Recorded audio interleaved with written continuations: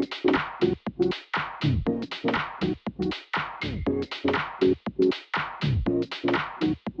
ya, Pandi ya, langsung ya. Ya Pak, silakan Pak. Baik, oke. Shalom Bapak Ibu, saudara-saudara sebangsa dan setanah air yang ada di Kota Semarang dan sekitarnya. Senang boleh hadir di tengah-tengah kesibukan Bapak Ibu di weekend ya. Besok ibadah jangan lupa tentunya ya. Ya, bersyukur sekali lagi, terima kasih buat Pandi, buat Bolif dan semua pengurus pemimpin yang invite saya untuk boleh hadir di tengah-tengah kita di sore malam hari ini. Saya nggak tahu apakah yang join malam hari ini hanya dari Petra Community Church atau mungkin ada beberapa gereja yang lain misalnya ya. Dan saya berharap ini waktu yang terbaik Bapak Ibu ya, kita bisa sama-sama belajar firman Tuhan ya. Dan sebelum saya mulai, alangkah baiknya kalau Bapak Ibu nggak keberatan dan bisa, sekiranya bisa, boleh menampilkan video ya, menampilkan open kamera ya, supaya minimal saya nggak hanya menatap layar gelap yang ada namanya ya, tetapi benar-benar saya bisa tatap wajah, tatap Bapak Ibu ya. Kalau memang bisa, saya berharap sekali saya bisa ditemani ya, minimal melihat wajah Bapak Ibu dan ada respon dari wajah Bapak Ibu ya. Kebayang nggak Bapak Ibu saya sharing, saya cuma kebayang nama-nama yang muncul di layar tanpa wajah ya. Oke, thank you. Makasih sekali lagi buat Bapak Ibu yang sudah membuka kamera menemani saya. Nggak akan panjang lebar, sekitar 30 menit ke depan. Lalu kita akan banyak tanya jawab. Dan sebelum saya mulai, ada dua hal yang saya mau sampaikan di menit awal dulu. Hal yang pertama adalah waktu saya menerima undangan sharing firman dari Bu Olive beberapa waktu yang lalu ya, dari beberapa tanggal yang diajukan, pada akhirnya ada ketemu satu tanggal di tanggal 11 Juni 2022 ya, akhirnya bisa ketemu tanggal. Saya barusan mendarat tadi sore dari Jakarta dan langsung bergegas menuju rumah dan mempersiapkan diri untuk sharing malam hari ini. Jadi itu yang pertama, saya senang banget bisa menerima undangan untuk boleh sharing kepada Bapak Ibu. Nah, yang kedua yang menarik adalah topiknya ya. Ya, topiknya malam hari ini Bapak Ibu sebenarnya cocok banget dengan judul film Indonesia tentang keluarga yang hari ini lagi nangkring di XX1. Saya menyarankan Bapak Ibu nonton ya, filmnya bagus banget, judulnya Ngeri-ngeri Sedap ya. Jadi Bapak Ibu di Kota Semarang, Bapak Ibu cari XX1 yang saat ini lagi tayang, lagi tampil ya, lagi ditayangkan. Nah, saya sarankan untuk Bapak Ibu benar-benar ikut nonton XX1 itu dengan judul Ngeri-ngeri Sedap. Itu filmnya bagus banget tentang keluarga. Dan malam hari ini juga tagline-nya Ngeri-ngeri Sedap juga mewakili apa yang akan kita bahas malam hari ini ya. Pastikan Bapak Ibu pegangan dengan suami Anda, istri Anda, dan saya juga melihat ada beberapa Bapak Ibu yang saking meresapi tema malam hari ini, judul malam hari ini, sampai dengerin saya di atas ranjang. Iya, ya, background-nya ada tempat tidur, kasur, memang menjiwai banget, boleh Pandi ya. Ya Pak Rudi dan istri ya, ya sampai udah pegang bantal ya, tonjok-tonjokan pakai bantal, nggak apa-apa, karena memang malam hari ini ya topik bahasan kita Pillow Talk ya, percakapan bantal. Wah ya, baik Bapak Ibu, mari malam hari ini saya mau mulai malam hari ini ya. Aduh, ini udah seru banget ya. Mungkin saya nggak bisa merasakan suasana Bapak Ibu di rumah masing-masing, tapi kalau kelihatan dari wajah rasanya udah nggak tertahankan ya gitu ya. Pingin cepat-cepat saya sharing gitu ya. Dan setelah saya sharing, pingin cepat-cepat dipraktekin kelihatannya ya. Ya tahan dulu, sabar ya. Karena di dalam Roh Kudus itu ada kesabaran ya. Sebab Roh Kudus itu roh yang lemah lembut dan penuh kesabaran ya. Baik Bapak Ibu, nah malam hari ini saya akan lebih banyak memotret dari hal-hal yang praktikal. Oke, dari hal-hal yang praktikal yang Bapak Ibu kita akan sama-sama pelajari malam hari ini. Baik, izinkan saya mau share screen terlebih dahulu ya. Oke, apakah host bisa bantu saya untuk saya bisa share screen malam hari ini ya. Nanti Bapak Ibu mohon kalau Bapak Ibu punya pertanyaan ya, boleh nanti di akhir dari sesi Bapak Ibu raise hand ya. Kalau misalnya memang nggak bisa untuk di kolom chat ya. Jadi cukup nanti raise hand, angkat tangan, asal jangan angkat kaki Bapak Ibu ya. Baik, bolehkah dijadikan host sembari saya menunggu? Sudah? Oke, sudah. Baik, terima kasih ya. Kelihatannya kalau dari gestur tubuh yang memandu kita Grace malam hari ini ya, betul ya? Ya, betul banget. Ya, hebat. Udah lumayan saya ya. Karena dari bahasa tubuh, gestur tubuhnya udah angguk-angguk kepala. Itu pertanda bahwa siap untuk ditayangkan. Baik, malam hari ini kita akan sama-sama melihat tentang topik ini. Pillow talk, atau biasanya tadi Pak Kris bilang tit gitu ya, Kristanto Immanuel bilang tit. Nah, gitu. Kata titnya itu saya terjemahkan sebagai percakapan bantal ya. Terserah nanti Bapak Ibu bilang mau percakapan selimut, mau percakapan kasur, terserah ya. Pokoknya intinya percakapan bantal ya. Sebuah love journal gitu ya, sebuah perjalanan harian ya dari sebuah cinta atau kasih yang kita jajaki bersama-sama sebagai seorang couples atau sepasang suami istri. Baik ya Bapak Ibu ya. Nah, waduh ini Bolif ya sama Pak Andi, ini matanya teman-teman ini kelihatannya nggak berkedip ya. Ya, sabar ya. Kita mulai ya. Kita mulai. Yuk. Apa yang akan malam hari ini kita akan sama-sama bahas malam hari ini ya. Table of content-nya ada 5 ya. Yang pertama kita akan sama-sama pelajari apa sih definisi pillow talk itu apa? Ya. Percakapan bantal itu apa? Kan bantal nggak bisa ngomong, ya. Makanya ada lagu zaman dulu nggak tahu ya, kalau bulan bisa ngomong gitu ya. Kalau bantal bisa ngomong. Ternyata bantal itu bisa ngomong loh, ya. Nah, kok bisa bantal bisa ngomong? Nanti malam hari ini kita lihat sama-sama. Apa definisi pillow talk? Lalu yang kedua, ya, table of content yang kedua adalah kebutuhan yang dimiliki oleh suami dan istri. Ya, jadi suami dan istri punya kebutuhan.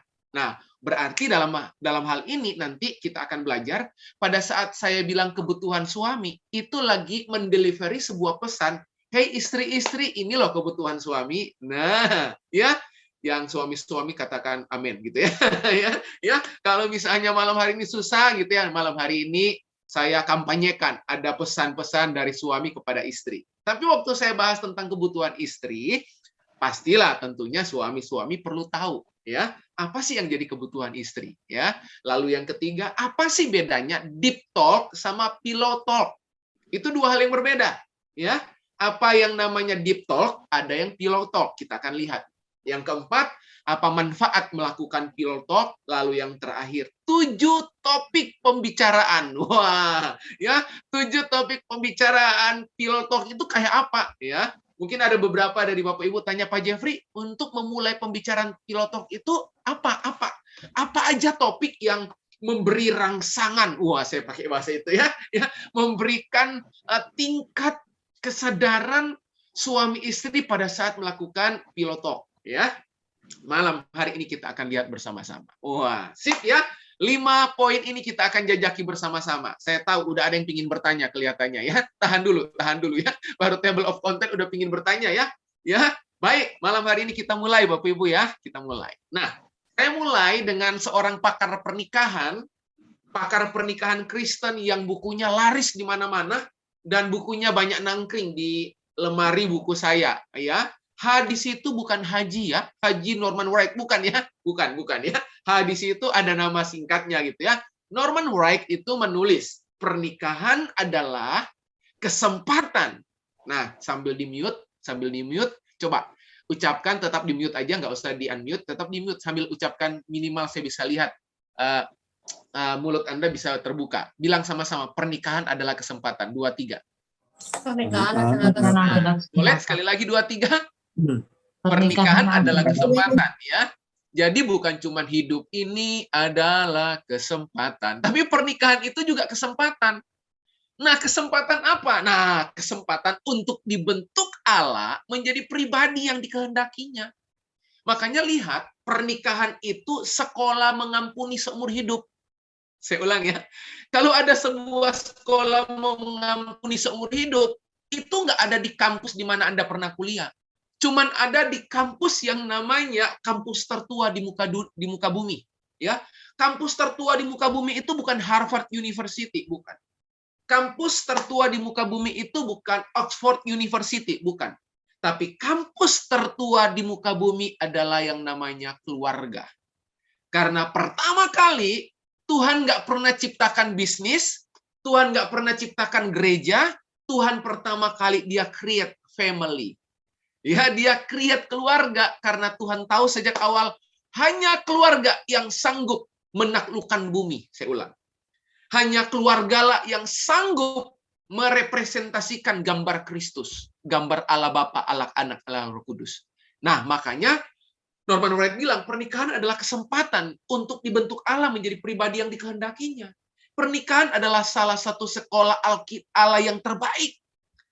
Dapat menjadi tempat suami istri dimurnikan. Wah, kelihatan ya? Ya, kelihatan ya? Ya, tuh dari wajah udah ada yang ketekuk-tekuk ya. Biasanya ketekuk itu karena orang yang di sampingnya atau ya orang yang di depannya gitu ya kalau hadap-hadapan gitu ya. Ya, ya. Nah, sisi-sisi yang kasar secara bertahap. Wah, keren banget nih. Sisi-sisi yang kasar secara bertahap dihaluskan sampai bekerja dan berpadu semakin dalam, semakin halus, dan penuh dan memuaskan kedua pihak. Wow, ya. Jadi ingat baik-baik malam hari ini di menit-menit awal. Ingat, pernikahan itu tempat di mana suami istri dimurnikan. Untuk Anda dimurnikan, itu bukan datang ke toko murni. bukan. Di Semarang misalnya ada toko murni gitu ya. Nggak usah ke toko murni, Anda nggak akan mungkin dimurnikan. Ya, tempat di mana suami istri dimurnikan sekali untuk seumur hidup sampai Alkitab bilang maut memisahkan adalah pernikahan. Nah, Norman Wright bilang sisi-sisi yang kasar itu secara bertahap, nggak langsung, nggak instan, bertahap dihaluskan. Dihaluskan sampai kapan? Sampai yang kasar jadi halus, dia bekerja dan berpadu makin dalam, makin halus, makin penuh dan memuaskan kedua pihak.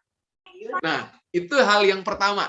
Hal yang di menit-menit awal ini yang saya mau ingatkan kepada kita semua, bahwa pernikahan itu cuma ada pintu masuk, nggak punya pintu keluar. Ya, jadi sekali Anda masuk, Anda nggak bisa keluar. Ya, saya ulang ya, pernikahan itu cuma ada pintu masuk. Ya, tidak ada pintu keluar. Ya, cuma ada entry door, nggak punya exit door. Ya, selamat datang buat Anda yang sudah masuk dan semuanya sudah masuk ya. Nggak ada pintu keluar, nggak usah dicari-cari ya. Mari kita lihat malam hari ini. Apa definisi Pillow Talk itu? Mari kita lihat. Nah, saya ambil dari definisi Helpline. Tahun 2020, Helpline kemudian mendefinisikan apa itu Pillow Talk atau percakapan bantal. Ya. Cara yang bisa dilakukan untuk mendekatkan pasangan secara emosional. Jadi rupanya Pillow Talk itu gini, kalau Anda ingin mendekatkan diri Anda dengan suami dengan istri secara emosional, bukan belanjain dia barang berharga, bukan.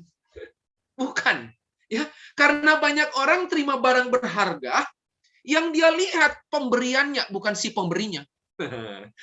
Yang dia banggakan itu, aduh ya, lumayan tasnya ada huruf H gitu ya, ya lumayan tasnya huruf H gitu ya, HH yang lain gitu ya. Lalu kemudian ada kode-kode logo-logo tertentu. Rasanya kita berpikir itu mengikat kita secara emosional. No. Oke ya.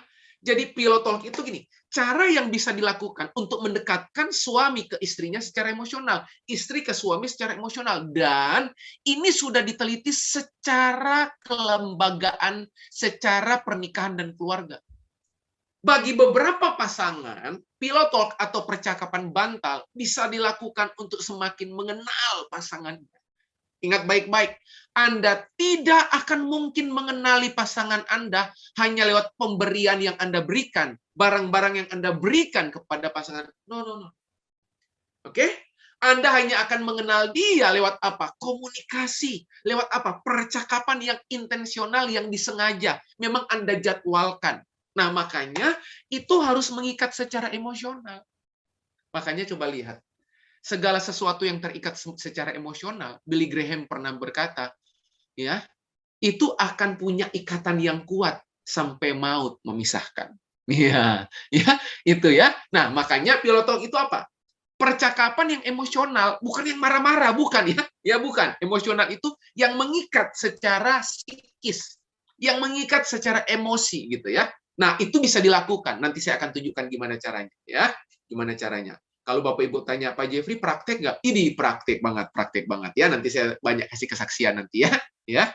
Oke, saya lanjutkan ya. Paham ya sampai sini ya? Jadi Pilotalk itu percakapan bantal yang dilakukan untuk mendekatkan saya dengan pasangan saya secara emosional. Oke. Nah, pertanyaannya. Wah, ini dia. Kelihatannya ini yang ditunggu-tunggu ya, Pak Andi dan Bu Olivia sama teman-teman ya. Pak Jeffrey, kapan waktu yang tepat melakukan Pilotalk? Hajar gitu ya. Ya, itu kata kuncinya ya. Ya, kapan kita itu bisa melakukan Pilotalk? Nah, ini ya. Wah, ini yang ditunggu-tunggu ya. Tit gitu ya. Pilotalk bisa terjadi sebelum aktivitas hubungan seks atau sesudah aktivitas hubungan seks. Nah, Anda bisa pilih salah satu coret yang nggak perlu. Ya, beberapa dari bapak-bapak itu nggak bisa kalau sebelum, nggak bisa, nggak konsen. Ya, nggak konsen ya. Maunya sesudah. Padahal sesudah itu ngorok. Gitu. Ya, sementara yang sebelum itu nggak bisa tahan, Pak. Kalau sebelum itu nggak bisa tahan ya.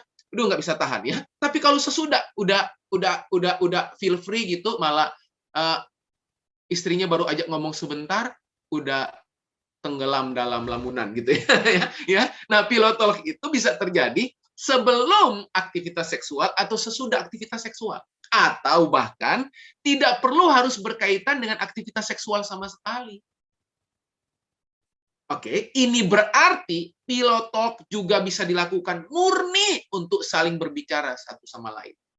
Jadi ibu-ibu, para istri, kalau suaminya lagi bilang ini, "Mah, yuk kapan ada waktu ngobrol berdua?" Jangan suka asumsi ya. Ayo, Papa mulai atur strategi ya. Ujung-ujungnya SEKS ya. Enggak ya. Jangan asumsi dulu ya. Karena tidak semua percakapan bantal itu berujung selalu aktivitas seksual. Enggak. Sama sekali enggak. Ingat, berarti memang bisa saja sebelum atau sesudah hubungan seks. Tetapi bukan berarti harus berkaitan dengan aktivitas seksual. Nah, kenapa Pilotalk itu cenderung image-nya itu adalah aktivitas seksual? Ya namanya aja pillow. Ya, percakapan bantal. Ya berarti diranjang. Nah, saya yakin malam hari ini kelihatannya ada yang mau rubah tempat. Ya, buat Bapak Ibu, saya kasih kesempatan mau rubah tempat, lokasi. Kalau Pak Andi dan Bu Olive mungkin di ruang tamu mau pindah ke kamar juga boleh. Ngikuti Pak Rudi ya. Pak Rudi Setiadharma ya. Ya, saya kasih kesempatan buat Bapak Ibu yang mau siap-siap pindah lokasi, boleh diizinkan Bapak Ibu ya. Ya. Baik, saya lanjut Bapak Ibu ya, saya lanjut. Nah, saya lanjut. Nah, kita masuk dulu. Apa sih yang jadi kebutuhan yang dimiliki oleh suami dan istri? Nah, kalau saya lagi bilang suami, ya, please para istri dengerin. Ya. Begitu juga sebaliknya. Ya, mohon jangan ada dusta di antara kita, Bapak Ibu ya. Ya. Apalagi istrinya lagi dengerin. Tuh, disenggol-senggol. Tuh dengerin ya. Jangan Bapak Ibu ya, jangan ya. Tenang aja, santai aja Bapak Ibu malam hari ini. Apa kebutuhan suami dan ayah? Suami itu tentunya ayah juga. Adalah ini Bapak Ibu. Nah, apa kebutuhan suami? Mendapatkan pemenuhan kebutuhan dari istri. Wah, ini bukan mohon maaf lahir dan batin. Bukan ya. Mendapatkan pemenuhan kebutuhan dari istri apa? Secara lahiriah dan secara batiniah. Nanti kita akan lihat itu. Lalu apa? Mendapatkan perhatian dari istri. Nah, mohon maaf, itu kata merasanya harus dibawa. Lalu yang ketiga, kebutuhan suami apa? Merasa dicintai oleh istri. Nah, suami itu kadang-kadang ya bisa aja merasa nggak dicintai sama istri. Nah, kapan itu terjadi? Nanti tanya setelah sesi ini malam hari ini ya. Nanti tanya ya. Nah, jadi ini kebutuhan suami. Ada 3. Mendapatkan pemenuhan kebutuhan dari istri secara lahir dan batin, mendapatkan perhatian dari istri, lalu yang terakhir, pastikan suami Anda merasa ya dicintai oleh Anda sebagai istri. Nah, sebagai ayah apa? Nah, apa kebutuhan seorang ayah? Suami sebagai ayah mendapatkan penghormatan dari keluarga. Nah, makanya coba perhatikan, jangan pernah salahkan suami di depan anak. Ya, waduh ya, hati-hati ya. Lalu apa? Mendapatkan pelayanan dari istri. Pelayanan itu sekali lagi tidak selalu area seksual, tidak ya. Mendapat pelayanan itu bisa apa? Kebutuhan-kebutuhan jasmania ya. Lalu apa? Mendapatkan ketenangan atas sikap anak ya. Mendapatkan ketenangan. Jadi ada beberapa sikap-sikap anak yang di luar dugaan, yang di luar prediksi. Pastikan kebutuhan suami itu gini. Suami bisa tenang pada saat dia bekerja, misalnya kondisi anak di rumah dihandle dengan baik oleh si istri. Apalagi merasa disayang oleh anggota keluarga. Oke ya, saya pikir ini perlu saya taruh di depan supaya ini menolong di bagian-bagian akhir nanti. Baik, saya lanjut. Apa kebutuhan para istri? Ya, gantian ya. Gantian biar sama-sama ya. Kalau tadi suami sudah, ayah sudah, sekarang istri atau ibu. Wah, ini banyak banget. Saya sengaja kasih banyak ya. Pak Jeffrey, dilarang protes ya Pak Jeffrey. Kok suami 3, ayah 3? Kenapa istri banyak banget? Ya memang gitu ya. Memang terlahir dengan kebutuhan seperti ini ya Bapak Ibu ya. Yang istri, apa kebutuhan para istri? Mendapatkan perhatian dan pemenuhan kebutuhan dari suami. Kebutuhan apa? Kebutuhan finansial biasanya. Diperlakukan baik dan nyaman oleh suami, ya, nggak kasar, memastikan istri merasa nyaman. Kalau suami ada di rumah, memberikan ketenangan, damai sejahtera, kenyamanan. Apalagi mendapatkan bantuan dari suami dalam mengurus anak. Jadi nggak serta-merta istri yang ngurus sepanjang hari, begitu pulang dari kantor, suami nonton TV, main game, baca koran, ya. Nggak, tapi suami terlibat membantu istri. Apalagi memiliki waktu untuk mengembangkan diri. Dengar baik-baik para suami, istri sangat butuh waktu mengembangkan diri, Bapak Ibu. Ya, karena kenapa? Istri itu bukan warga kelas 2 dalam kerajaan Allah. Itu sama secara hierarki memang suami di atas, tetapi secara fungsional itu sama rata. Oke ya Bapak Ibu ya. Ya, apalagi tetap bisa punya waktu sendiri, me time perlu ya, mencapai cita-cita. Suami-suami tolong dorong istri Anda, fasilitasi istri Anda untuk mencapai kerinduan cita-cita yang Tuhan harapkan, yang Tuhan kehendaki dalam hidupnya. Memiliki hubungan sosial yang luas. Itu istri. Sebagai ibu apa? Nah, ini banyak banget ya. Sebagai ibu apa? Mendapatkan perhatian dari suami dan anak. Mendapatkan penghormatan dari anak. Mendapatkan bantuan dari suami dalam mengurus anak, memiliki waktu mengembangkan diri. Itu sama ya. Sama aja ya, saya pindahkan ya.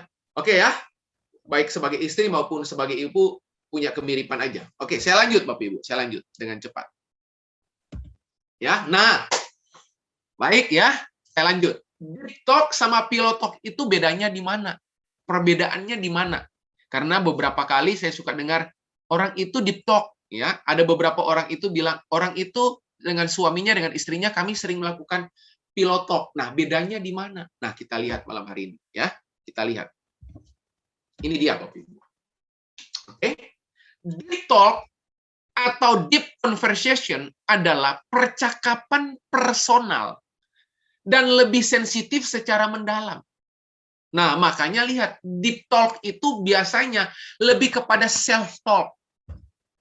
Saya ulang ya.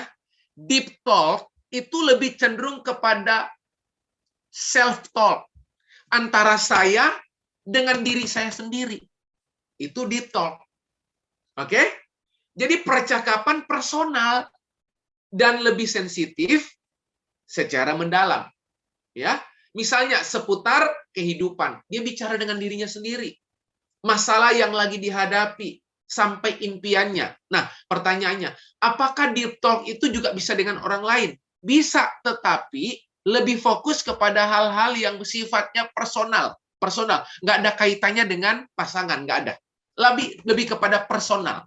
Ya, makanya biasanya orang bilang deep talk itu self-talk biasanya. Karena di dalam self-talk ada deep talk. Oke ya, Bapak Ibu ya. Nah, sekarang kalau deep talk itu adalah percakapan personal, nah, pillow talk itu gimana? Apa bedanya dengan pillow talk ini? Nah, pillow talk itu lebih cenderung kepada couples. Oke ya. Deep talk itu lebih cenderung kepada personal, ya. Pillow talk merupakan percakapan yang intim, hangat dan mendalam yang terjadi di atas kasur, ya, di atas ranjang gitu. Percakapan ini biasanya terjalin sesaat sebelum tidur atau bisa juga sebelum dan usai melakukan hubungan intim. Makanya saya bisa pastikan suami istri yang tidak pernah tidur bersama atau jarang tidur bersama pasti punya problem di area pillow talk. Saya ulang ya. Anda akan bisa melihat dengan cepat suami istri yang jarang tidur bersama, atau maaf, anaknya ikut gabung satu ranjang dengan suami istri dengan papa mamanya, pasti punya problem di area pillow talk. Makanya kenapa para ahli keluarga, para terapis keluarga dan pernikahan selalu menyarankan ya bahwa kamar anak harus terpisah dengan kamar orang tuanya. Kenapa? Karena aktivitas pillow talk itu adalah aktivitas yang intim, yang hangat, yang mendalam. Nggak boleh didengarin oleh anak. Dan biasanya, sekali lagi, cenderung percakapan ini terjadi atau terjalin sebelum tidur, atau bisa juga sebelum dan selesai melakukan hubungan intim. Clear, Bapak Ibu? Paham sampai sini ya? Bedanya ya? Deep talk dan pillow talk.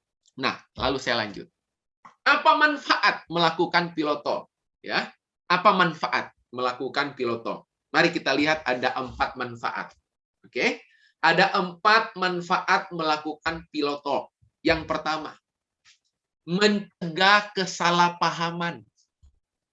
Makanya coba lihat, ya, semua percakapan yang mendalam biasanya diselesaikan secara personal, secara berdua oleh suami dan istri. Yang di mana nggak ada gangguan dari anak, nggak ada gangguan dari keluarga yang lain. Kenapa mencegah kesalahpahaman? Karena pillow talk itu adalah bentuk komunikasi. Komunikasi yang mendalam secara emosional. Makanya komunikasi memegang peranan yang penting bagi kelancaran hubungan bersama pasangan.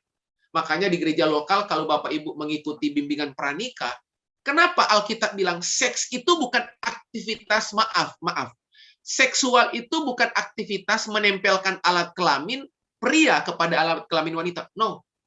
Seks di mata Tuhan, di Alkitab tidak pernah mengajarkan secara aktivitas biologis saja, bukan. Tetapi seksual dimulai dari aktivitas komunikasi. Makanya Bapak Kegerakan Pria Sejati, Edwin Lois Cole pernah berkata, ya, seks itu ya, komunikasi, seks dan uang. Komunikasi yang pertama. Oke ya, karena apa? Faktor penentu seksual di komunikasi. Nah, makanya komunikasi dipentingkan, diperlukan untuk mencegah kesalahpahaman lewat pillow talk. Jadi yang pertama, kenapa pillow talk jadi penting? Karena mencegah kesalahpahaman. Ada banyak pernikahan atau keluarga kemudian menjadi rusak karena ketiadaan komunikasi. Makanya karena ketiadaan komunikasi yang dalam, nggak ada pillow talk, makanya banyak terjadinya kesalahpahaman. Ada asumsi-asumsi yang tidak diklarifikasi. Itu manfaat pertama. Apa manfaat kedua? Nah, manfaat kedua itu menambah keintiman. Kenapa mesti pillow talk? Nah, lihat. Ketika Anda melakukannya sambil berpelukan atau berpegangan tangan, ini research. Ini sudah di-research oleh terapis keluarga dan pernikahan. Nah, secara medis, pada saat suami melakukan aktivitas berpelukan, berpegangan tangan di atas ranjang sebelum tidur, ngobrol, ya, sambil gandengan tangan, sambil pegangan tangan, sambil pelukan, ya. Nah, ternyata tubuh akan melepaskan hormon oksitosin. Nah, apa itu hormon oksitosin? Ada hormon perasaan dicintai. Hormon perasaan bahagia. Pada saat kapan? Pada saat berpegangan tangan itu. Pada saat berpelukan itu. Di atas ranjang. Nah, makanya pillow talk jadi penting karena menambah keintiman. Apalagi yang ketiga. Nah, rupanya ya, pillow talk itu dibutuhkan untuk apa? Menjadi lebih terbuka. Bapak Ibu rekan-rekan. Nah, biasanya setelah berhubungan intim sebaiknya jangan langsung tidur. Ya, yang suami-suami yang setuju katakan amin gitu ya. Karena biasanya setelah suami lakukan aktivitas tugas ya, selesai ya, sif-sifannya langsung tidur gitu ya. Nah, padahal istri lagi menunggu supaya terjadinya obrolan Aduh Pak Jeffrey udah capek. Nah, ya disitulah masalahnya ya. Makanya lihat ada begitu banyak istri-istri terluka karena dia hanya dibutuhkan pada saat aktivitas seksual. Begitu selesai juga. Nah, makanya pilotok dibutuhkan. Kenapa? Ya, menjadi lebih terbuka ya. Kenapa pada saat aktivitas seksual membuat orang lebih terbuka? Nah, di situ setelah bercinta atau melakukan hubungan seks, tubuh akan lebih rileks baik secara fisik maupun psikis. Oke? Secara psikis ya, makanya beberapa pria ya udah diteliti ya, beberapa pria untuk menyelesaikan persoalan, untuk mengurangi tingkat stres, untuk manage stresnya biasanya lewat aktivitas seksual. Oke ya? Makanya itu secara fisik maupun psikis. Nah, yang terakhir Bapak Ibu, apa manfaatnya? Tentunya ini. Pillow talk itu apa? Meningkatkan kepuasan seksual. Ini bermanfaat untuk mempererat ikatan emosional dan rasa cinta dengan pasangan. Aktivitas bercinta menjadi lebih menyenangkan dan memuaskan. Nah, dimulai atau setelah boleh ya, sebelum aktivitas seksual maupun setelah aktivitas seksual. Nah, rupanya manfaatnya itu meningkatkan kepuasan seksual. Kenapa meningkatkan kepuasan seksual? Karena aktivitas seksual itu yang tadi saya bilang pillow talk itu mengikat secara emosional. Ya. Tubuh jadi lebih rileks. Ya. Kebutuhan emosional itu berarti kebutuhan psikis juga terpenuhi, Bapak Ibu. Oke, clear sampai sini ya Bapak Ibu ya, rekan-rekan ya. Ini 4 manfaat yang kita akan dapatkan kalau kita punya aktivitas pillow talk yang terjaga dengan baik. Ya. Nah, yang terakhir Bapak Ibu, yang terakhir. Nah, ini dia yang terakhir. Pak Jeffrey, saya itu punya kerinduan untuk aktivitas pillow talk. Kira-kira aktivitas pillow talk yang mana yang membuat percakapan jadi lebih menyenangkan. Nah, hati-hati pilih topik ya. Kemampuan Anda, ketajaman Anda memilih topik itu menentukan pembicaraan Anda berlanjut jangka panjang atau jangka pendek. Pembicaraan yang Anda pilih itu menentukan suami Anda atau istri Anda nyaman mendengarnya atau malah jadi bumerang buat Anda. Nah, pertanyaannya, topik-topik apa saja yang biasanya sangat cocok untuk pembicaraan pillow talk? Nah, 7 topik ini, 7 pengalaman saya. Ya. Jadi ini datang dari pengalaman. Bapak Ibu mau taruh 8, 10, 12, 15, terserah. Ya. Kelihatannya kalau dari wajah Pak Rudi Setiadharma punya 9 ini kelihatannya. Ya. Punya 9 kelihatannya. Ya. 7 topik pembicaraan pillow talk. Sekali lagi 7 topik ini lahir dari pengalaman. Ya. 15 tahun pernikahan, Bapak Ibu ya. Saya akan tunjukkan. Bapak Ibu. Apa saja topiknya? Wah, ong-eng-ong. Ya. Nanti habis ini malam ini langsung praktek ya Bapak Ibu ya. Langsung praktek ya Bapak Ibu ya. Nah, mari kita lihat bersama-sama Bapak Ibu. Apa saja 7 topik pembicaraan pillow talk. Yang pertama Bapak Ibu. Nah, yang pertama kegiatan hari ini. Nah, ya Bapak Ibu, kegiatan hari ini. Buat ibu-ibu ya, please kuota 15.000 kata per hari juga dijaga ya. Suami itu 5.000 kata per hari diteliti ya oleh terapis keluarga, pernikahan dan para psikolog. Jadi dalam satu hari pria itu mengeluarkan kata 5.000. Istri 15.000. Kebayang nggak?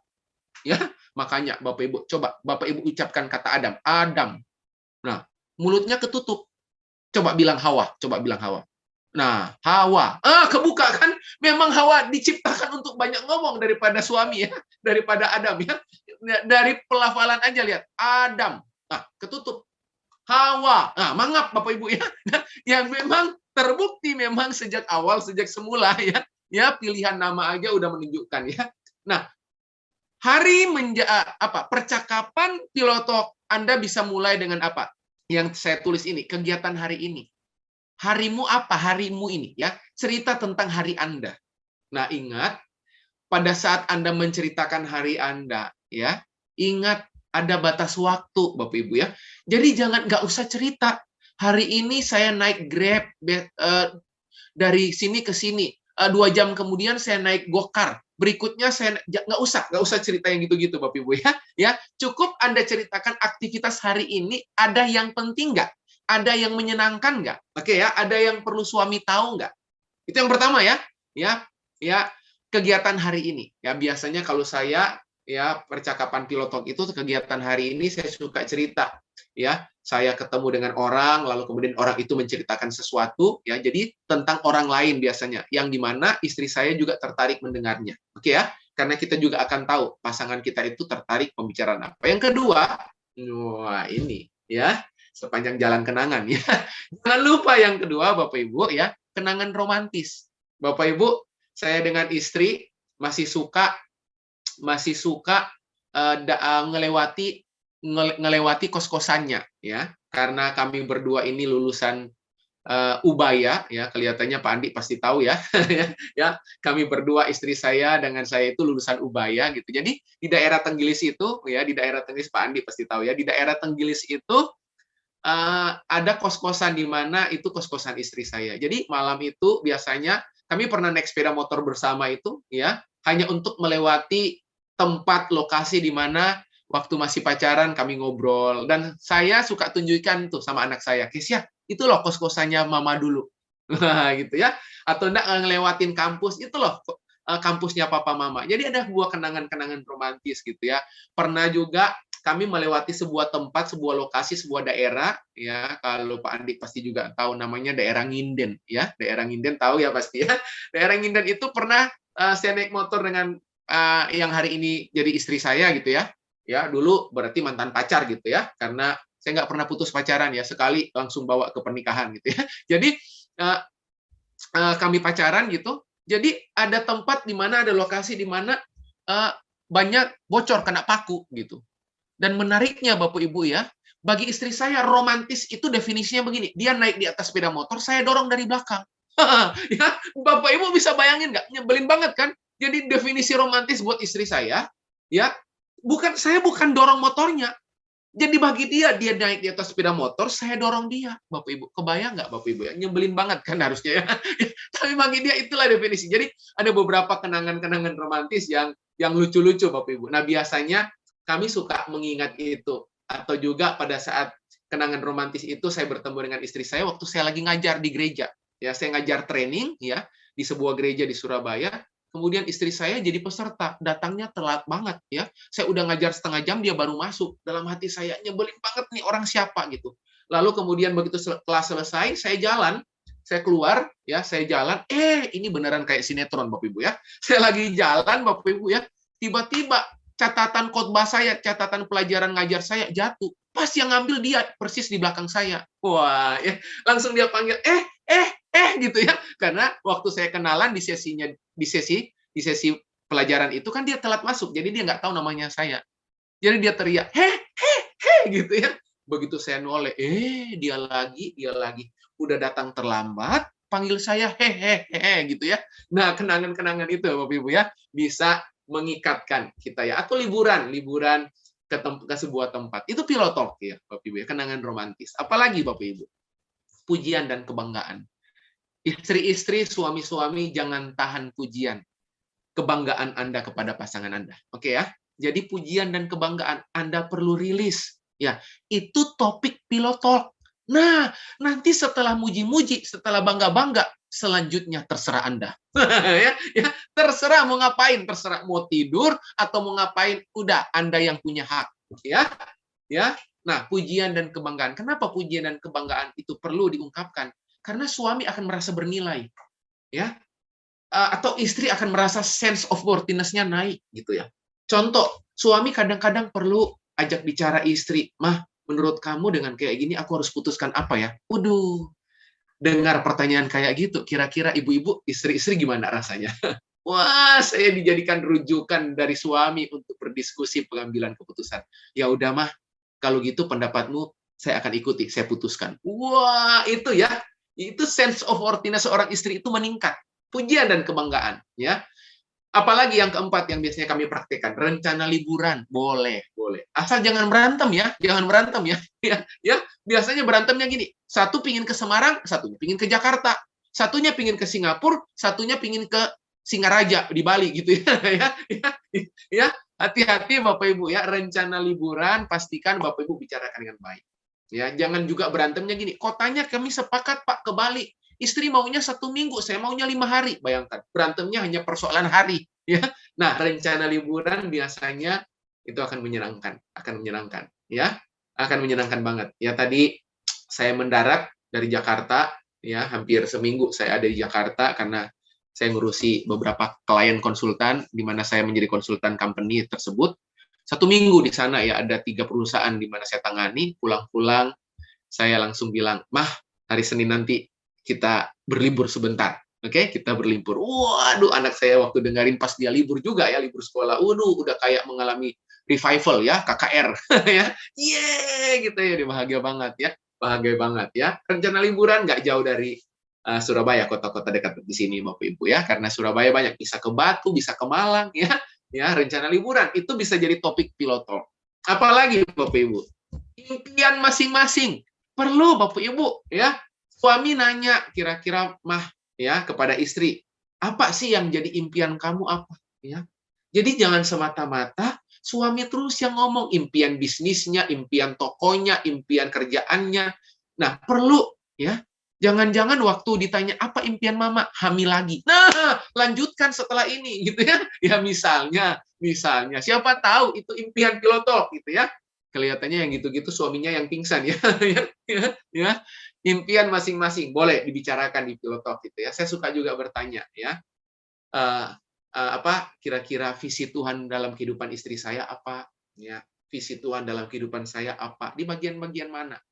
Ini harus kita tindak lanjuti ya. Apalagi Bapak Ibu, yang keenam, perjuangan di masa lalu. Waduh ya, berakit-rakit ke hulu, bersakit-sakit dahulu, bersakit-sakit dahulu, bersenang-senang kemudian ya.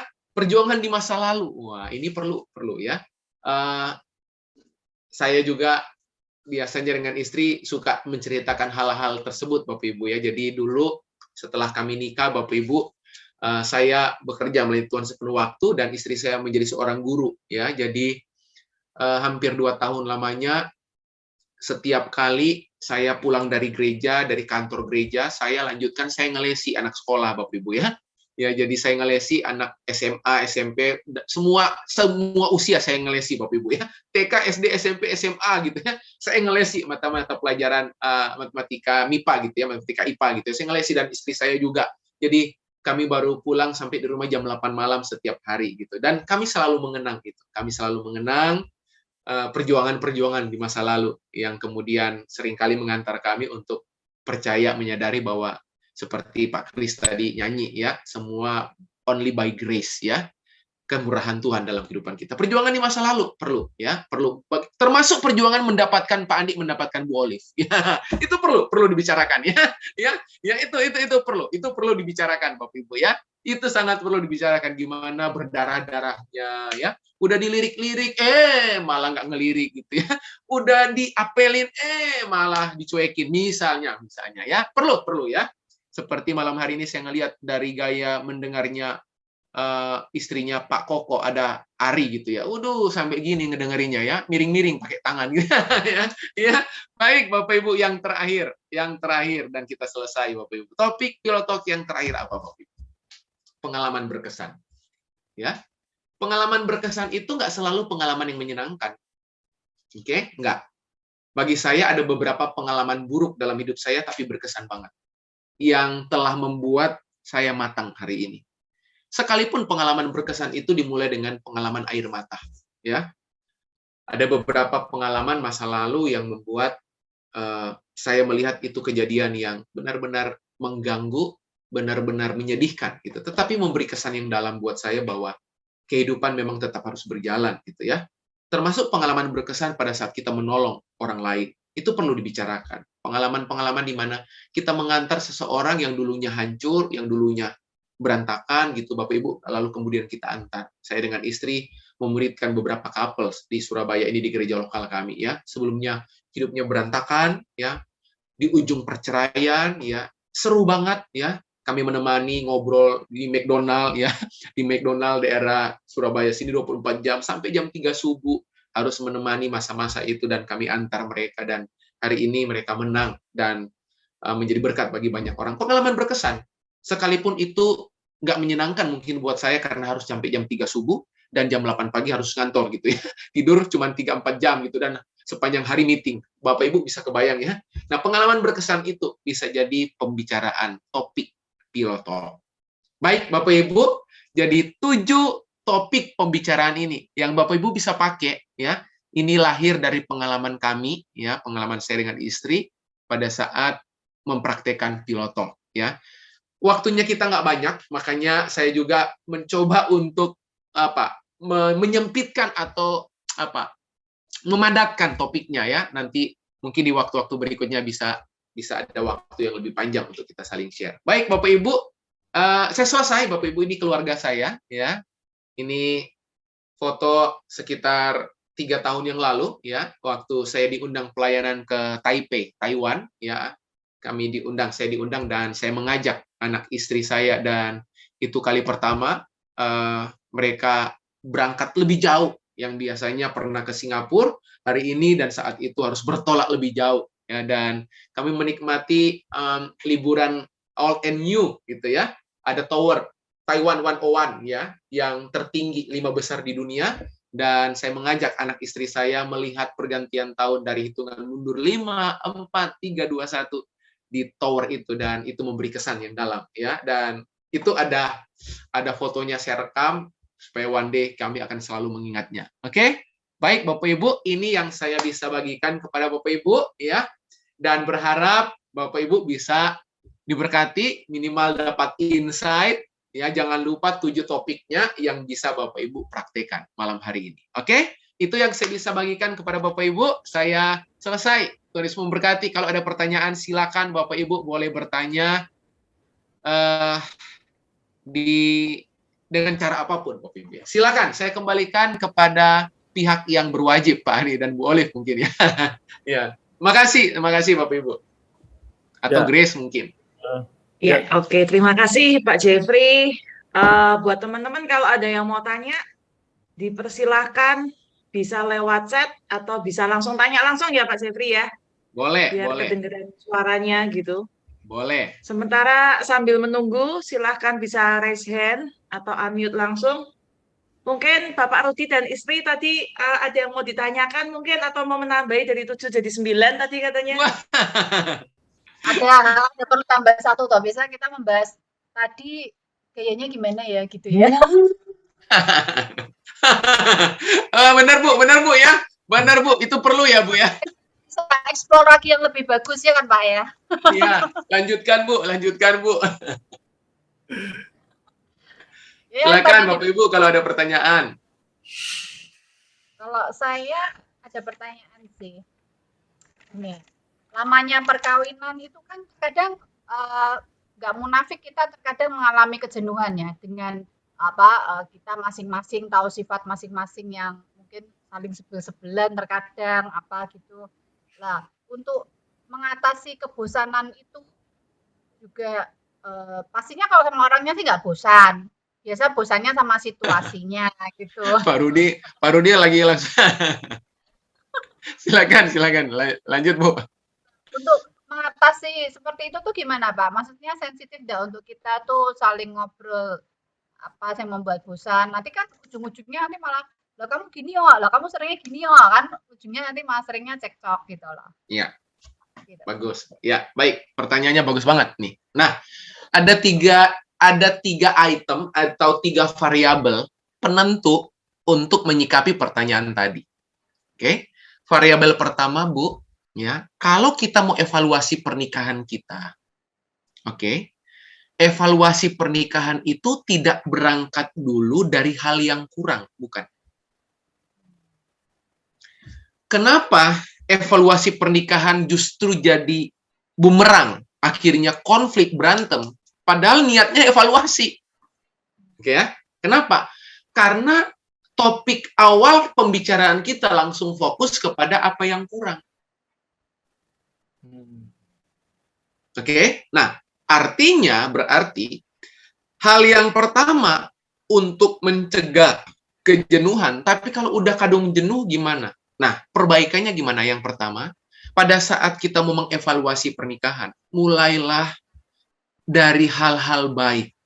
Mulailah dari progres. Mulailah dari pertumbuhan yang dirasakan istri kepada suami dan atau suami ke istri. Itu yang pertama. Misalnya, saya tanya ke istri saya, "Mah, kira-kira di 6 bulan terakhir ini, atau 6 bulan Januari sampai hal baik apa yang Mama rasa saya bertumbuh banget?" Oke ya, itu pertanyaan penting. Hal baik apa yang kamu rasa sebagai istri, sebagai mama gitu ya, sebagai istri, Mama rasa, kamu rasa saya bertumbuh banget. Nah, contoh misalnya gini, kamu lebih peka pada aktivitas-aktivitas kebutuhan rumah tangga. Nah, saya bisa tanya, maksudnya gimana? Contoh misalnya, gembok rusak, ya, kamu cepat belinya. Nah, itu bertumbuh berarti, padahal biasanya ya nanti aja, nanti akhirnya nggak kebeli. Malah istri saya misalnya yang beli. Nah, itu. Jadi mulailah mengevaluasi dari hal-hal yang dimana pasangan kita bertumbuh. Nah, otomatis, kalau kemudian kita soroti pertumbuhannya, pasangan kita bisa nggak dengan natural akan bertanya, oke, kalau gitu yang mesti saya perbaiki apa? Bisa ya? Bisa ya, Bu ya? Ingat, fokusnya bukan gini, yang kurang dari kamu, bukan. Bahasanya bukan gitu. Tapi bahasa yang tepat itu gini, yang mesti diperbaiki dari kamu, nah itu lebih manis. Lebih sweet spiritnya daripada gini. Misalnya ya, Pak Andi, yang mesti Pak Andi perbaiki misalnya. Sama yang mesti yang kurang dari Pak Andi. Kira-kira bagus mana kira-kira? Bagus yang pertama harusnya, ya. Menurut saya yang masih perlu diperbaiki. Nah, tuh lihat. Jadi bukan gini, yang kurang dari kamu, waduh, ya, pilihan kata itu penting. Itu yang pertama, Bu, ya. Nah, yang kedua gini, jadwalkan aktivitas bersama. Yang nggak perlu terlalu sering, tapi intensional. Artinya apa intensional itu? Yang memang disengaja. Contoh, udah lama nggak nonton XX1. Udah berangkat. Oke ya? Tapi jangan berantem hanya gara-gara milih film. Ya, satunya KKN di Desa Penari. Satunya ngeri-ngeri sedap gitu ya. Jangan. Jadi lakukan aktivitas bersama yang tidak menyita banyak waktu, tetapi menyenangkan. Nah, itu yang kedua. Jadi, jadwalkan secara intensional. Oke, jadwalkan secara intensional. Yang disengaja, dijadwalkan. Ingat, aktivitas yang dua-duanya senang. Nggak boleh gini, saya mau nemenin suami, sekalipun saya nggak suka. Jangan. Saya mau nemenin istri, sekalipun saya nggak suka. Jangan. Temukan aktivitas bersama yang dua-duanya senang. Oke ya, yang dua-duanya oke. Nah, yang ketiga, apa variabel penentu yang ketiga? Supaya kemudian pernikahan kita itu bisa terawat dengan baik. Yang ketiga, sering-seringlah bertemu dengan mentor. Nah, ini saya yakin banyak yang nggak paham. Kenapa? Mentor itu memberikan peneguhan. Mentor itu memotivasi. Mentor itu melepaskan spirit pemberdayaan. Coba sering-seringlah ketemu mentor rohani, ya, sering-seringlah ketemu dengan spiritual covering, di mana kita bisa ngobrol, ya, istri bisa ngomong dengan istrinya, suami bisa ngobrol dengan suaminya, atau misalnya suami istri di cover oleh suami istri yang lain. Seperti itu, Bu. Ya, saran saya, tiga item itu menurut saya itu yang paling bisa mewakili pertanyaan Bu Rudi tadi. Terima kasih jawabannya, Pak. Ya, makasih. Makasih Pak Rudi dan Ibu. Ada lagi yang lain, Bapak Ibu? Udah, Ci, tanya cuman itu. Nggak mau sharing itu tipsnya, aku tuh tunggu loh. Pak Jeffrey, saya mau tanya nih sambil nunggu yang lain gitu. Boleh. Tadi kan soal ngomongin pillow talk ya, Ya. omongan bantal sebelum tidur gitu. Cuman kalau sekarang ini di Indonesia itu kan lebih seringnya perempuan itu kan merasa malu ya atas aktivitas seksual gitu. Nah, itu gimana caranya untuk misalnya, ya itu tadi Pak Jeffrey sempat ngungkit bahwa misalnya apa tadi, oh jangan sampai istri merasa hanya dimanfaatkan ketika suami pengen istri ada gitu, tapi ketika istri butuh untuk sesuatu, kamu nggak ada di mana nih gitu. Sedangkan untuk mau membicarakan itu tuh biasanya gitu. Perempuan itu kan lebih malu, ngomongin masa mau minta duluan atau misalnya butuh waktu, yuk ngobrol dulu sebentar gitu. Itu satu gitu. Bagaimana dengan konsep tabu gitu. Terus yang kedua, tadi juga sempat dibahas adalah membahas pujian tadi misalnya. Jadi kan memang ada bahasa kasih ya, bahasa kasih Ya. orang itu kan memang salah satunya adalah kata-kata pujian gitu. Jadi ceritanya ada satu misalnya suaminya ini ternyata butuhnya kata-kata pujian gitu, sedangkan istrinya bukan, mungkin istrinya hadiah gitu. Nah, berarti bahasa kasihnya mereka kan nggak nyambung nih. Nah, sedangkan untuk mencoba untuk memuji suaminya itu karena istrinya nggak terbiasa dengan kata-kata pujian, jadinya agak canggung untuk memulai. Atau bahkan mungkin kebalikannya ya, suami ke istri itu, mungkin suami kalau mau memuji istrinya itu, aduh mau mulainya gimana gitu. Jadi ada ide nggak, bisa ide untuk memulainya, gitu Pak Jeffrey. Oke. Yang Baik, lain Bu yang mau Grace. tanya, Ya, dipersilakan chat ya teman-teman. baik. Saya menjawab ya. Berarti ini terkait dengan aktivitas seksual juga ya, Bu Grace ya, tadi pertanyaannya ya. Betul ya? Iya, baik. Saya mau jawab. Nah, ini ya, saya mau kasih beberapa tips. Yang pertama, buat bapak-bapak dan para suami, ya, ingat aktivitas seksual bagi istri itu berbeda dengan suami. Oke, bedanya di mana? Bagi suami, kalau kerjaannya beres, oke, hubungannya beres. Saya ulang ya. Kalau kerjaannya beres, hubungannya beres. Kalau kerjaannya terganggu, hubungan terganggu. Itu suami. Kalau istri kebalikan. Kalau hubungan terganggu, kerjaan terganggu. Oke? Nah, pahami dulu konsep ini. Nah, berarti kalau suami ke istri, gimana caranya dari pertanyaan Grace tadi supaya kemudian istri itu nggak malu? Oke, berangkat dari situ, ingat yang pertama, membangun aktivitas seksual itu bukan sesaat, bukan. Suami lagi pingin pulang kantor, langsung ngajak. Nah, itu problem. Itu problem. Bagi istri, bagaimana dia diperlakukan di sepanjang hari, itu menentukan aktivitas seksualnya di malam hari misalnya. Jadi, tips yang pertama, ya, perlakukan istri itu bukan serta-merta karena Anda pingin hubungan seks, bukan. Makanya kenapa ada sebuah buku menulis, seks dimulai dari dapur. Seks tidak pernah dimulai di ranjang, tidak. Seks dimulai dari dapur. Dalam arti apa? Suami membangun atmosfer, ya, membangun rasa nyaman sepanjang hari. Contoh, membantu aktivitas pekerjaan istri, terlibat penuh gitu ya, pada hal-hal yang memang kita perlu terlibat. Jadi yang pertama saran saya adalah, ingat, membangunnya itu bukan mendadak sesaat, bukan. Tetapi udah sepanjang hari. Oke ya? Itu yang pertama. Nah, yang kedua, please, tolong bapak-bapak, satu ketika kalau istri kemudian yang berinisiatif memulainya, please langsung ditanggapi. Jangan ditolak. Kenapa? Karena ini mulai pertama kali.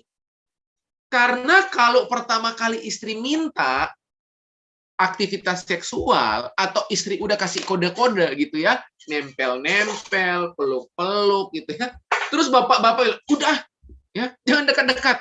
Nah, ya bapak-bapak, please jangan nuntut istri Anda berinisiatif minta.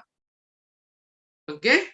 Karena gini, bedanya dengan suami gini. Suami itu kalau nempel-nempel dekat-dekat ditolak, dia nggak pernah menyerah. Wah, ya, dia nggak menyerah, ya. Cara pertama, jurus pertama gagal, ada jurus kedua. Jurus kedua gagal, ada jurus ketiga.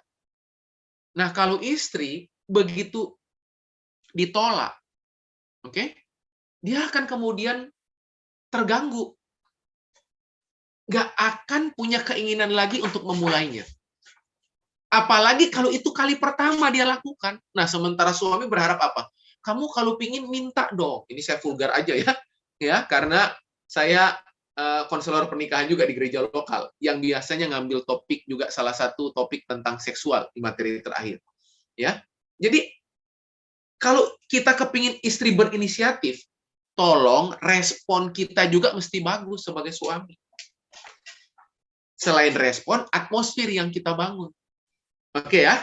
Nah, yang ketiga, please, begitu aktivitas itu berlangsung, Anda terima tawarannya, ya, Anda terima ajakannya, please setelah aktivitas itu selesai, tolong kasih penghargaan. Tolong kasih pujian, jangan diam-diam. Pak Jeffrey, masalahnya saya bahasa kasihnya bukan kata-kata. Nah, saya mau tanya, Anda kalau minta kok pintar ngerayu? Saya ulang ya. Tapi setelah dapat kok nggak ada rayuan lagi? Paham maksud saya? Kalau mau minta pertama kali, Anda ngerayu dengan berbagai macam ayat firman. Haleluya. Ya. Waduh, Anda ngerayu dengan bahasa-bahasa, dengan kalimat-kalimat yang waduh, ya. Tapi setelah selesai, istri Anda yang melakukannya terlebih dahulu meminta. Nah, please Anda rilis pujian. Thank you karena kamu udah ngajak hari ini, saya senang banget. Pak, suami saya nggak terbiasa kayak gitu. Berarti suami Anda nggak pernah minta dong. Paham maksud saya? Oh, dia minta, Pak. Caranya gimana dia minta? Nempel-nempel, Pak. Nah, sekali-sekali suami-suami coba belajar ungkapkan juga. Ya, kalau memang itu jadi kebutuhan Anda. Oke, itu 3 hal. Nah, saya masuk kepada pertanyaan berikutnya. Bahasa kasih yang berbeda. Nah, untuk menjembatani jawaban pertama, ingat, suami istri memang harus mengenali bahasa kasih. Contoh, bahasa kasih saya itu kata-kata dan waktu bersama. Oke, istri saya itu melayani dan waktu bersama. Ada perbedaan nggak? Jadi istri saya itu gini, ingat baik-baik Bapak Ibu, pasangan kita pertama kali dapat contoh peran itu dari keluarga asal. Karena dia nggak pernah dapat itu di kuliah. Nah, makanya keluarga asal jadi faktor penting terbentuknya perilaku istri, suami. Nah, saya di rumah, papa mama saya itu terbiasa muji. Jadi merilis pujian itu ke anak-anak biasa. Sementara istri saya, papa mamanya itu orang yang tidak pernah muji, tetapi penyediaannya lewat tindakan. Sebaliknya papa mama saya itu terbiasa muji anak-anaknya. Nah, begitu nikah, kebutuhan saya apa? Waduh, Jeff, khotbahmu hari ini keren banget. Wah, misalnya gitu ya. Wah, powerful banget gitu ya. Nah, itu kebutuhan. Atau enggak ada aktivitas-aktivitas di mana istri saya bilang, thank you ya. Nah, waktu bersamanya sama, dua-duanya ada. Tapi yang poin tertinggi pertama saya kata-kata, istri saya melayani. Nah, waktu dia melayani saya, menyediakan semua yang saya butuhkan, saya nggak terlalu merasa itu bentuk sayang dia ke saya. Kebayang?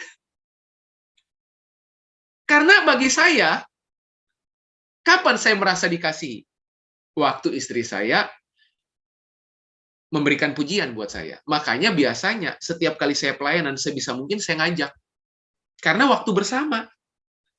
Nah, sementara istri saya, waktu saya muji dia, mah, kamu hari ini cantik banget, mah, kamu hari ini keren banget. Bagi istri saya biasa aja. Paham? Kenapa? Karena bahasa kasih istri saya apa? tindakan lebih kuat daripada kata-kata. Kebayang ya? Nah, semenjak saya tahu, saya terlibat penuh loh Bapak Ibu pada aktivitas di rumah. Ini kami ya, jangan jadikan ini wah harus lalu kemudian Anda teror suami Anda. No. Saya sampai hari ini Bapak Ibu masih terbiasa ngepel rumah dan nyuci piring. Ya, kalau saya pulang pelayanan malam, istri saya udah tidur, jam 11 malam saya pulang dari luar kota, saya lihat piring di dapur masih ada beberapa yang belum dicuci, saya bisa nyuci piring. Dan begitu dia bangun pagi, dia bangun lebih pagi menyiapkan makanan buat semuanya kita. Begitu saya bangun, tiba-tiba udah ada rangkulan, pelukan. ya, saya kaget. Loh, kenapa mah kok tiba-tiba meluk? Cuman mau say thank you aja. Tadi pagi saya bangun, betapa senangnya saya ngelihat dapur dalam kondisi bersih rapi. Saya buat itu jam 11 malam sampai jam 12 malam. Kenapa? Karena saya tahu itu bahasa kasihnya. Nah, bahasa kasih itu perlu bayar harga, Bapak Ibu. Nah, termasuk dia pada akhirnya sekarang lumayan, Bapak Ibu. Ya, lumayan. Ya, bahasa kasihnya lewat verbal. Nah, istri saya itu nggak banyak ngomong, tapi beres. Ya, beres. Ya, orangnya sangat responsibel. Ya, mau di pelayanan, mau di pekerjaan, responsibel banget. Pokoknya kalau saya keluar kota, urusan rumah beres. Saya nyaman, saya tenang. Gitu. Nah, seperti itu. Jadi, seperti itu Bu Grace, semoga menolong. Ya, jadi perlu suami istri itu perlu saling memahami bahasa kasihnya masing-masing. Nah, nanti itu ada tesnya, Bapak Ibu bisa tes tuh di Google ya, tinggal dicari di Google aja banyak banget ya. Itu seperti itu. Seperti itu, semoga menolong. Ya, terima kasih Pak. Jadi Ya. mungkin oh ya, ada Pak Alex. Silakan Pak Alex kalau mau bertanya. Ya, silakan Pak Alex. Selamat malam Pak Jeffrey. Malam Pak Alex. Nah, saya mau menanyakan ini Pak, tadi berhubungan dengan penolakan Pak ya. Iya. Kadang-kadang kan banyak terjadi penolakan oleh pasangan karena mungkin faktor kesibukan, faktor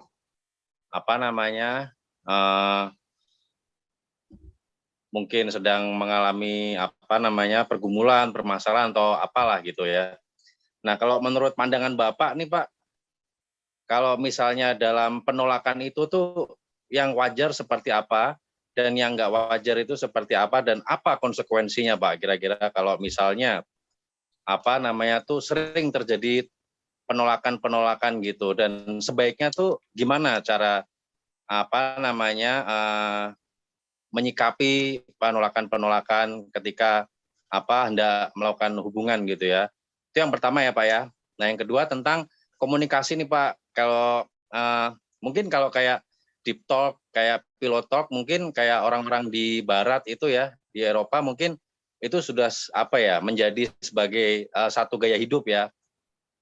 Tapi kalau kayak di orang timur ini kan ya, orang timur ya khususnya ya, itu kan kadang-kadang tuh menganggap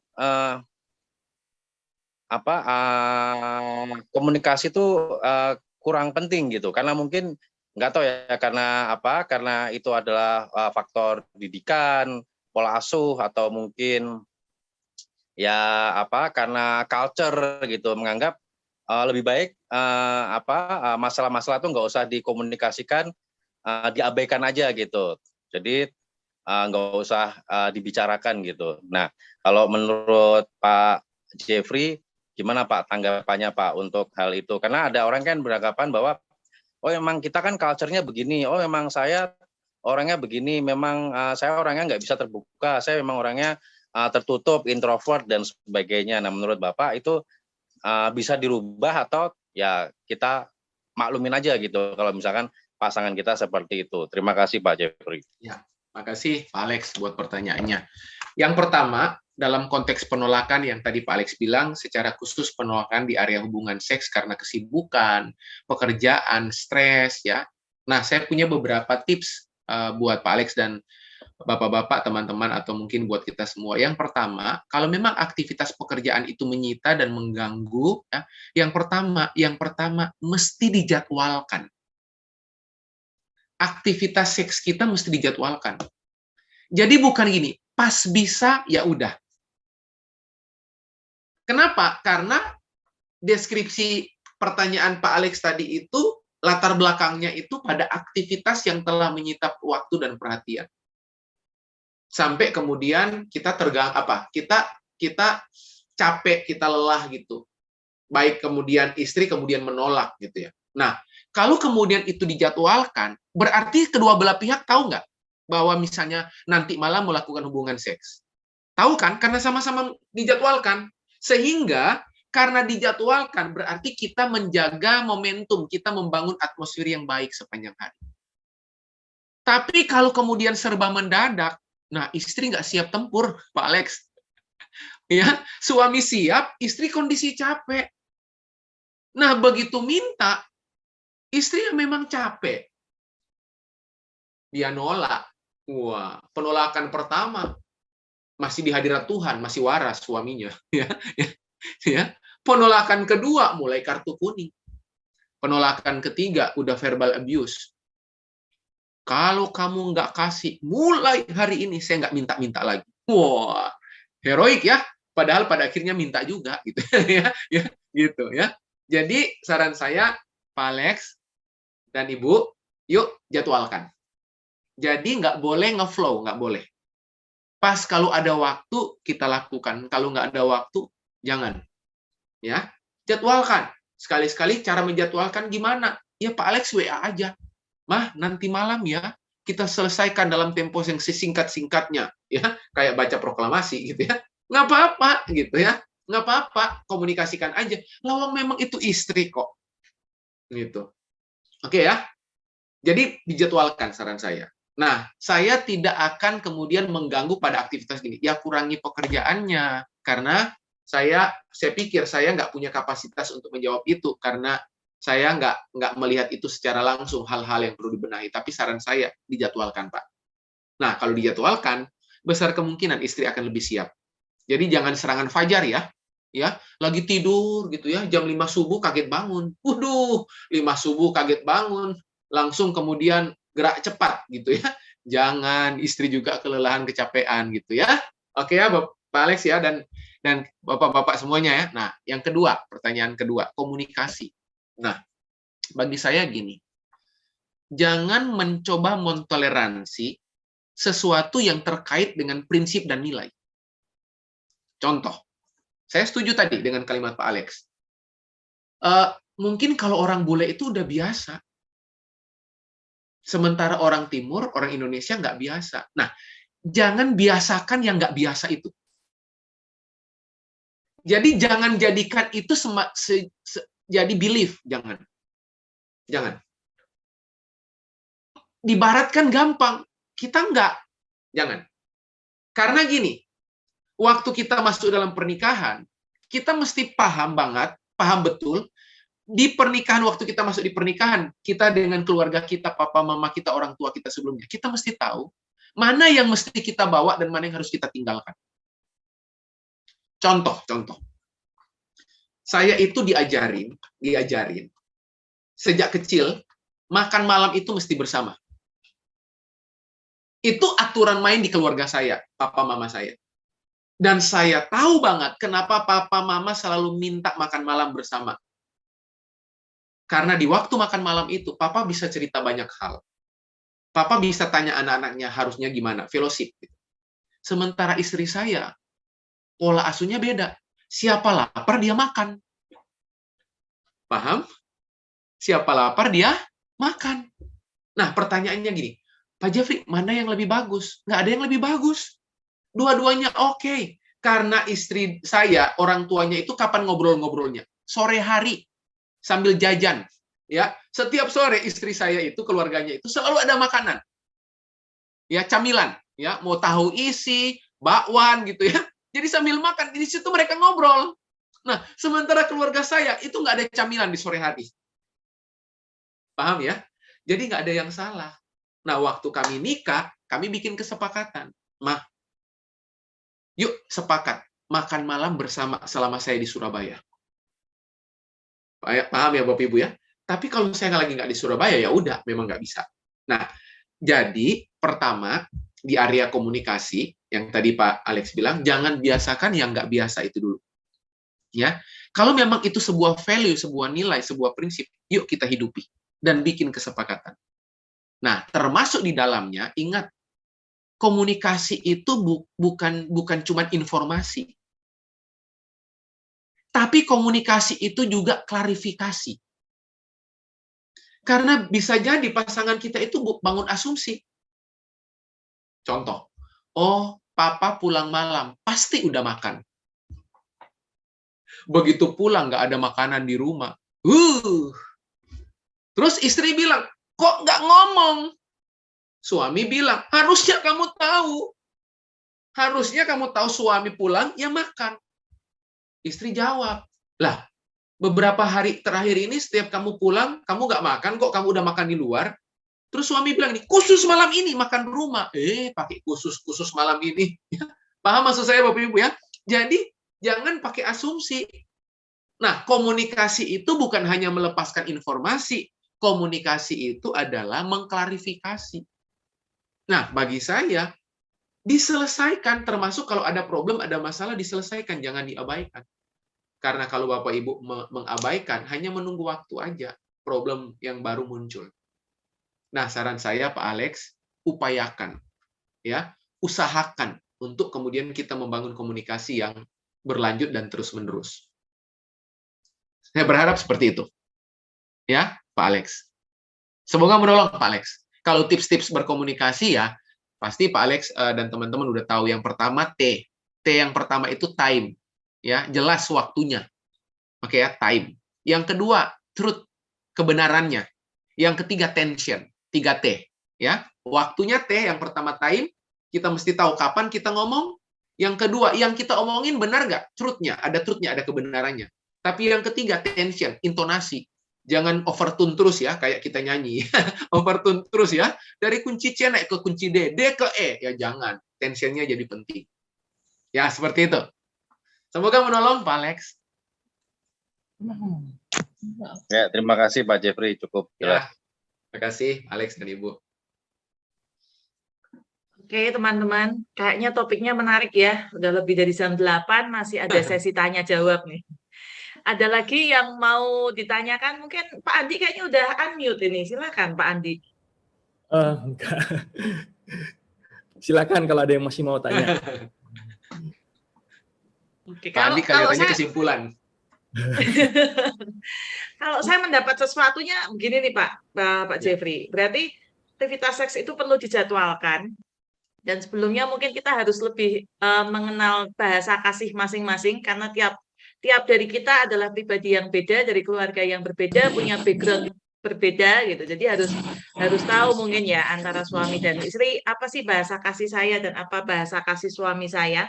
Dan kemudian yang penting ternyata perlu kode-kodean. Jadi ini kayaknya setiap dari kita nanti perlu janjian pillow talk malam hari ini adalah yuk kita bikin kode apa gitu. Si Evelyn mungkin bisa sharing kode-kodenya sih. Rahasia gitu ya, biar nggak ketahuan. Oke, kalau sudah nggak ada lagi yang mau ditanyakan, silakan saya kembalikan ke Pak Andi. Ya, terima kasih Pak Jeffrey ya buat sharingnya malam ini, sangat memberkati kita semua. Ya, makasih Pak Andi, Bu Olive. Thank you banget udah invite saya. Thank you banget. Sudah nggak perlu saya rangkumkan lagi karena sudah saya waktu terima topiknya Pak Andi dari Bu Olive. Aduh, saya, topiknya pilot talk, seru banget gitu. Thank you mengagetkan saya Bu Olive. Ternyata kita pilih orang yang tepat loh Pak, tapi. Iya, thank you. Karena kan kebetulan Pak Jeffrey juga konselor pernikahan juga kan. Iya, betul. Ya, terima kasih Pak Jeffrey.